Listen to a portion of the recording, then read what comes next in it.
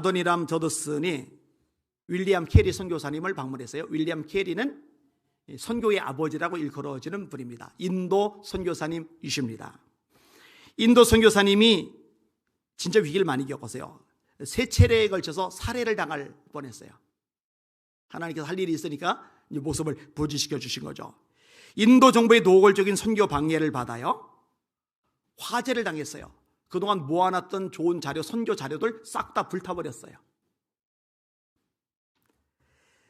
그런데요, 이런 일 겪을 때마다 포기하고 주저앉고 낙심하고 절망하는 게 아니라 겁집어 먹고서 빨리 이 선교지 도망갈 생각을 하느냐? 아니요. 하나님을 힘입고 또다시 일어나는 거예요. 왜 선교의 아버지라는 말을 얻었느냐? 이 윌리엄 캐리 때문에 위대한 선교의 세계가 열려버렸거든요. 수많은 선교사들이 일어나서 세계 곳곳에 구원의 열매들이 맺어졌거든요.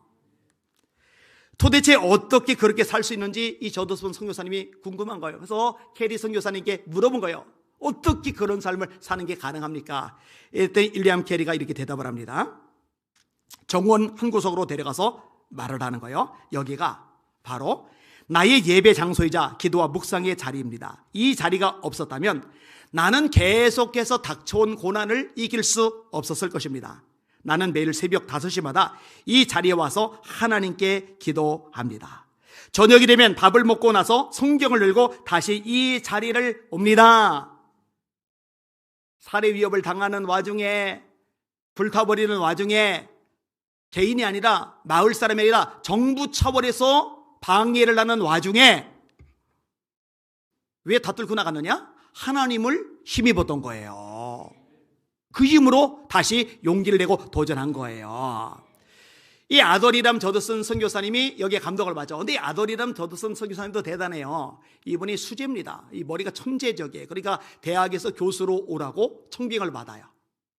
그리고 또 한 교회에서 와달라고 청빙을 받아요.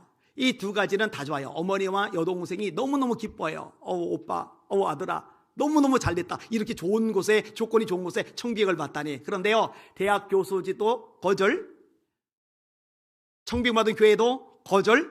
하나님은 나를 선교사로 부르셨어. 그런 거예요. 자, 결혼한 지 보름 만에 아내와 함께 인도로 가는 배를 탑니다. 인도에 도착을 했어요. 선교사라는 이유로 쫓겨나요.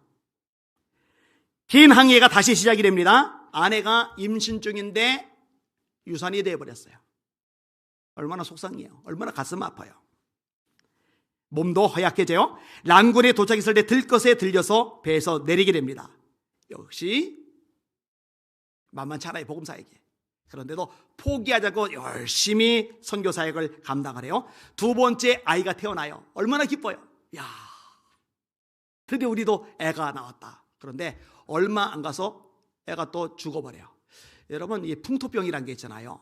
자기가 살던 땅에 살면 좋은데 미국 땅에 살면, 유럽 땅에 살면 얼마나 살기 좋아요, 그죠? 근데 선교사들이 우리나라 왔다가도 여기서도 풍토병 걸려서 참 많이 죽었잖아요. 자녀들 많이 죽어서 양화진에 묻혀 있잖아요. 이 두 번째 아이가 죽어버린 거예요. 얼마나 힘들까? 포기를 안 해요. 끝까지 복음을 전하는 거예요. 근데 끝까지 복음을 전하면 선교 결실에도 내줘야죠. 5년이 가도 열매가 없어요. 6년이 가도 열매가 없어요. 7년 만에 한 명이 예수 믿나? 선교 본부에서 선교사 자질이 없는 것으로 의심을 해요. 정부는 계속 고난을 줘요. 결국 감옥에 처박혀요. 창문이 하나도 없는 깜깜한 더러운 감방에서 1년 반 동안 생고생을 합니다. 아내는 몸이 약했잖아요. 몸이 약한 아내가 남편이 없는 상태에서 혼자 있느라고 몸이 더 엉망진창이 돼서 남편이 감옥에서 출감을 했는데 결국은 죽어요, 아내가. 근데 37살. 근데 아내가 죽기 전에 남겨놓은 두 아이는 죽었고 이제 한 아이가 있는데 이 아이가 또 세상을 떠나요.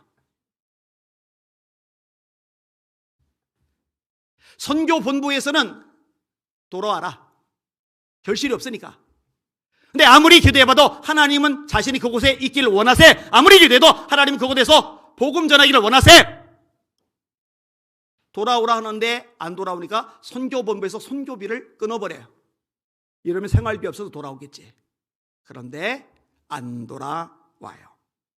평생 이 미얀마, 버마 땅에서 복음을 전해요. 세월이 지나요. 본인도 병이 들어요. 더 이상 견딜 수가 없어요. 그래서 쇠약한 몸을 끌고 배를 타고 고향에 돌아오는데 고향 땅 밟기 전에 죽어요. 그런데 여러분 아세요? 그렇게 오랫동안 선교를 해도 한 명 예수 믿고 막 선교 결실 없었는데 이분이 돌아가시기 전에 이 한 분 때문에 버마 땅에 600개가 넘는 교회가 생겨나요. 할렐루야. 우리가 선을 행하되 낙심하지 말지니 포기하지 아니하면 때가 이름에 거두리라. 자녀들이 죽을 때 가슴 아리하죠. 아내가 죽었을 때 피눈물이 나죠. 선교 피 끊어버렸을 때 배신감이 느낄 수 있죠. 그런데 마지막 남은 하나, 의지할 것, 기대할 것 마지막 남은 하나, 하나님을 힘입는 거예요. 하나님을 붙잡는 거예요. 그러니까 하나님 붙잡고 용기를 내고 다시 도전하는 거예요. 그래 하나님이 마침내 거두게 하신 겁니다. 그래서 선교사상 가장 위대한 선교사님 중에 한 명으로 이 아도니람 저드선이 자리 잡고 있어요. 다시 인용합니다. 우리가 선을 행하되 낙심하지 말지니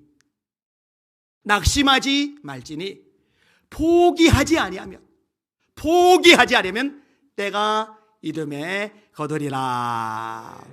제가 가끔 사람들하고 그런 얘기할 때가 있어요. 나는 죽을 때까지는 포기 안 할 거야. 내 마지막 호흡이 끊어지기 전까지는 난 절대 포기하지 않을 거야. 절대 물러나지 않을 거야.